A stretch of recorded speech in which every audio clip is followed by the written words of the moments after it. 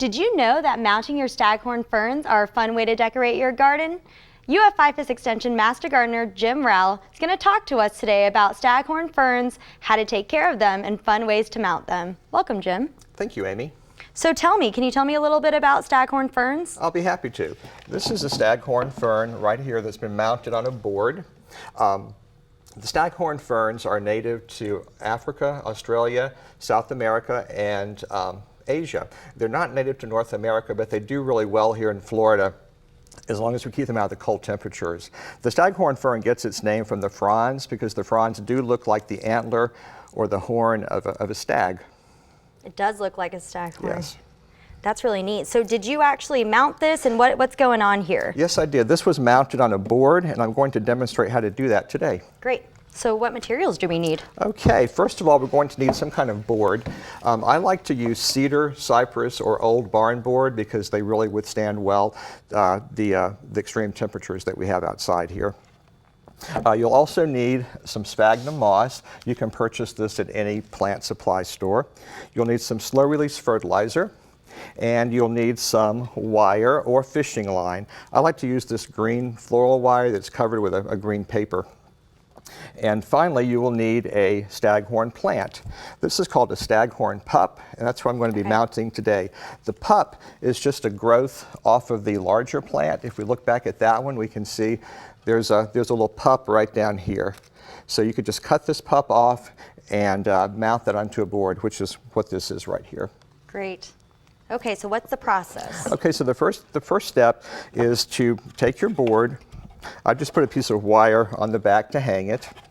I've also drawn a circle on the front of the board, and I've drilled 6 holes around the circumference of the circle. So once we have that, we're going to start putting our sphagnum moss onto the board. The circle just indicates where the plant's going to go. Great. So we'll take our moss and just put this in some water, squeeze it out like that. Just make a nice little mound of moss. All right. So that covers that circle. And then once it's there, you're going to take your wire and attach it. So I'm going to take the wire and just thread this through the holes that we have right here. And then after you do that, it basically turns into something that looks like this. It's going to hold us in place like that. Do about 3 of those pieces of wire, and then it will look like this. It's going to be nice and secure. Be a nice little place to plant the staghorn. Once we have this, we'll take the staghorn plant, put it in the middle of the circle there, take a little bit more of this moss, and just kind of embed the staghorn so it'll stay nice and secure there.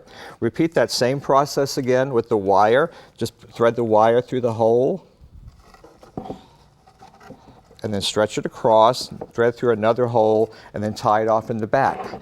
Once that's done, you'll have a staghorn that looks just like this, that's mounted very securely, and it will start to grow. One important thing here is don't worry about how it looks in terms of the wire, if it shows, because in no time this plant's going to completely cover the wire and the moss, just like the mature plant that we showed earlier this morning. Great. Thank you so much, Jim. Certainly. Thank you. Now you know how to mount your staghorn ferns and how to maintain them.